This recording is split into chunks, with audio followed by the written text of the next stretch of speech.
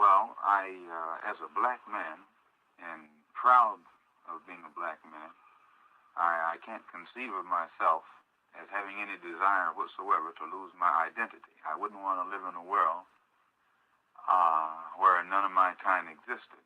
And I do think that the Negro, American so-called Negro, is the only person on earth who would be willing to lose his identity in what you might call a new product. I heard one fellow say one day that there eventually intermarriage and intermixing would take place on such a vast scale that it would produce a chocolate-colored race. And Martin Luther King was in a televised discussion, with a white newspaper man. I saw it on the television a couple months ago. And this white newspaper man put this to him. He pointed out that he's proud of his white race. He's proud of what he is. He's proud of his racial characteristics to the extent where he has no desire to lose it by mixing with any other race. And the thing that he said he couldn't understand was why the so-called Negroes don't have the same racial pride that whites have in trying to retain their characteristics. And Martin Luther King never answered him, although he should have answered him.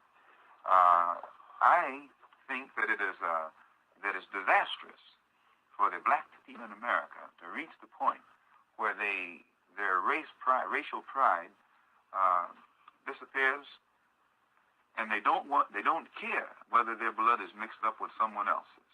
I think that also one of the things that brings this about, as the Honorable Elijah Muhammad teaches us, the very fact that you have to refer to the black man in America as a Negro shows you that right there something is wrong. An African doesn't accept this term Negro, and you find they teach us in the educational system of this country that Negro is a Spanish word that's supposed to mean black. Yet when you find the black people who live in Spanish-speaking countries of South and Central America, they don't accept the word Negro to identify themselves. No one allows himself to be classified under the word Negro but the black man here in America who is a descendant of the slaves. And very seldom is it ever applied to anybody but the black man here in America who is the descendant of the slaves. When you ask a man his identity, he should use a word that connects him with a culture. If you ask him his nationality, it should connect him with a nation. Like if I ask a man his nationality and he says German, that connects him with Germany. Or if he says, even if he says German American, it still connects him with having originated. His family, his history has originated in Germany. If he says he's French American, it connects him with France. But when you ask the black man in America and he tells you Negro, he doesn't put any other put any other country front in front. He puts American Negro, or he'll just say Negro. This doesn't identify him. And usually when you find a man who calls himself a Negro, he can't tell you what language that he spoke before he came to this country. It's of no consequence, no interest. He believes that prior to coming here, he was a savage in the jungle, and therefore he had no language. And this justifies his lack of knowledge concerning that mother tongue today. And the history, as Mr. Baldwin pointed out, of the white man here in America and the black man here in America points up the fact that the Negro, or the man here who calls himself a Negro, is just an ex-slave. If he is an ex-slave, I'd rather say he's still a slave. But he's wearing his slave master's name, the name that was given to him during slavery. He's speaking the language of the man who made him a slave because he has no knowledge of his own tongue. He only knows the history, his own history, as taught to him by his former slave master, who purposely hid from him his own history to make him think that he was an inferior being before being brought here. And Mr. Muhammad teaches us that until the black man here in America is connected or reestablished, or given some knowledge of his existence prior to coming here to America, his own appraisal of himself will be so low that he'll actually think that the white man is doing him a favor to let him be here in America, no matter what his status is. And he also, and this is one of the reasons today why he fights so hard, some of them, to sit down next to the white man. They actually think that the white man is the personification of perfection. And whenever they're allowed to go live in his neighborhood or sit in his restaurant or mingle or socialize with him, that they have attained, that they have made progress. But when they go back and study the history of their own people and the accomplishments of their own people, the civilizations and cultures, black civilizations and black cultures that existed in Africa at a time when the whites in Europe were living a cave-like existence, then immediately their appraisal of themselves begins to go higher. And they don't think that to beg somebody to mingle with them in this country is any kind of progress whatsoever. And I would like to say one more thing, too, on that nonviolent thing, that the black man in America is the only one who is encouraged to be nonviolent, or the black man in Africa, or the black man in Asia.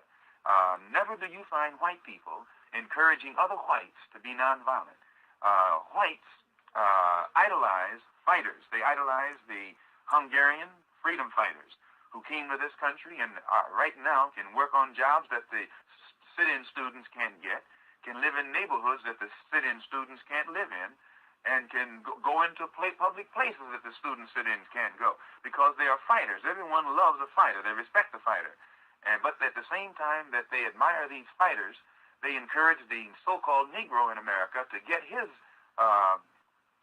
desires fulfilled with a sit-in stroke, or a passive approach, or a love your enemy approach, or pray for those who despitefully use you. This is insane. And we feel as Muslims, until we see white people practicing this nonviolence, take Pearl Harbor.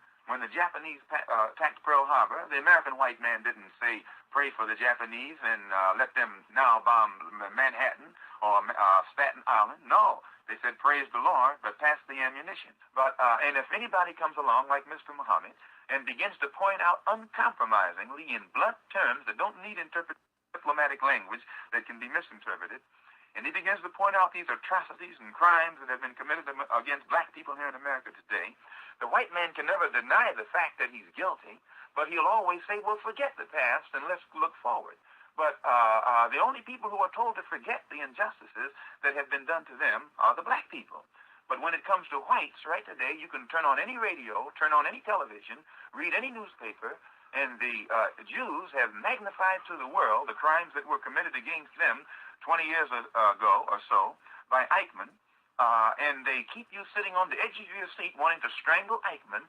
It's almost like a hate Germany campaign, but yet the Jews are never accused of teaching hate because they remind the world of the crimes that were committed against them. But when the black man here in America begins to stand up and speak about the crimes that are committed against him throughout America every day, no let-up, just different forms, immediately a black man who dwells on that is considered a racist, considered an extremist, or considered someone who is advocating a doctrine that will bring about violence and bring about a deterioration in the so-called good relations that are supposed to be developing between black and white in this country. So we just can't go along with any of that.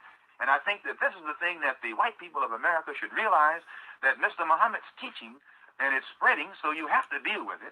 Mr. Muhammad's teaching doesn't teach the black man to wait for the white man to change his mind. Mr. Muhammad's teaching is changing the black man's appraisal of himself. And as soon as the black man undergoes a reappraisal of himself and realizes that he's a man too, he says to himself, why should he wait for the Supreme Court to give him what a white man has when he's born? Why should he wait for the Congress or the Senate or the President to tell him that he should have this, when if he's a man the same as that man is a man, he doesn't need any president, he doesn't need any Congress, he doesn't need any Supreme Court, he doesn't need anybody but himself to bring about that which is his, if he is a man.